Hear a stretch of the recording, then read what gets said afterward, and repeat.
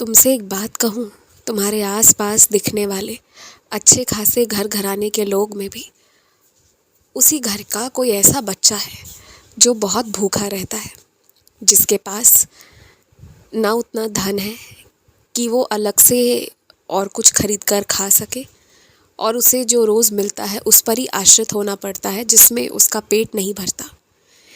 अगर तुम उसे भी खिलाओ ना, उसका भूख भी शांत करो, तो ये भी एक बहुत बड़ी सेवा होगी मेरी। क्योंकि अन्नदान भूखे लोगों के लिए करना है, जो गरीब हैं सिर्फ उनके लिए नहीं।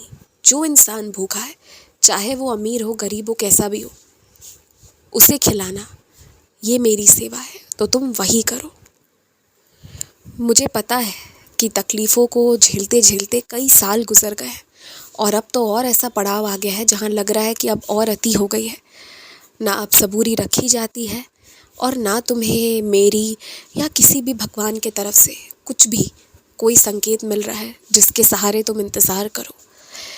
और ये मुझे पता है कि तुम आज तक की सबसे कठिन परीक्षा दे रहे हो जो तुमने कभी नहीं दिया था।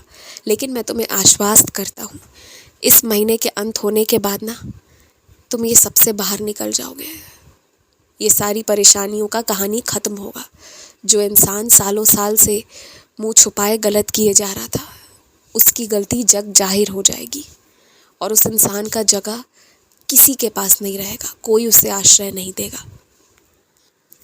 और तुम्हारे लिए एक अच्छी खबर ये भी है कि जिन दो लोगों की मित्रता से कुछ गंदगी फैल रही थी ना, उनके बीच अब दुश्मनी का रिश्ता शुरू होने वाला है। तुम ये मान लो कि वो दुश्मनी का रिश्ता भी नहीं, बल्कि ये मान लो कि कुछ खटास के साथ वो रिश्ता शुरू नहीं बल्कि ख़त्म होने जा रहा है। तो जो लोग गंदगी फैलाने का काम कर रहे थे ना, उनका वहीं पर विराम लग जाएगा, महापाप होने से बच जाएगा। और तुमने मेरा ध्यान इस ओर लेकर आया, इसके लिए तुम्हें बहुत सारी शाबाशियाँ दे रहा हूँ कि तुमने इस एक गलत रिश्ते पर विराम लगवाई है। ये किसी और के नहीं, सिर्फ़ और सिर्फ तुम्हारे कारण हो रहा है। इससे जिन जिन लोगों का परिवार बच रहा है, और जो लोग उस पाप से बच रहे हैं ना, उन सबको तो पुण्य मिलेगा, पर उससे कहीं ज़्यादा उस अच्छाई को करने का पुण्य तुम्हें प्राप्त होगा। तुम्हें लगता है कि अगर एक और सदस्य परिवार में बढ़ जाए, चाहे वो बच्चा हो, बड़ा हो, बुज़ुर्ग हो, तो वो बहुत बड़ी जिम्मेदारी है। बात तो तुम्हारी सही है, जिम्मेदारी तो वो बहुत बड़ी है, बहुत बड़ा दायित्व है तुम्हारा उस पर। लेकिन अगर उसको दूसरे नज़रिए से देखो, मेरे नज़रिए से देखो ना, तो वो जिम्मेदारी नहीं, वो एक और सेवा का मौका है।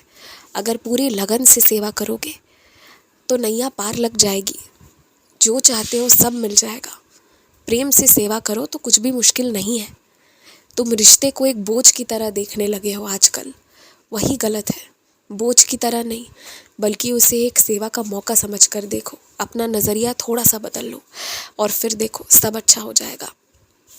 अभी हाल फिलहाल में तुम्हारे मन में 4 धाम यात्रा की बात उठ रही है। 1-2 साल में तुम वो भी कराओगे, लेकिन उसके पहले तुम्हें महादेव की नगरी से बुलावा आएगा। तुम जाओगे, और एक बात मेरा याद रखना, महादेव की उसी नगरी में, उन्हीं के सानिध्य में तुम्हें भर पेट भोजन मिलेगा। किसी ऐसे इंसान से प्राप्त होगा जिसे तुम ना जानते हो और ना तुमने उम्मीद करी होगी। और यही एक संकेत रहेगा जिसके माध्यम से तुम्हें मेरी बात याद रहेगी, जो मैंने कहा था कि महादेव की कृपा है तुम पर, तो तुम्हें वो पल वो याद दिला देगा।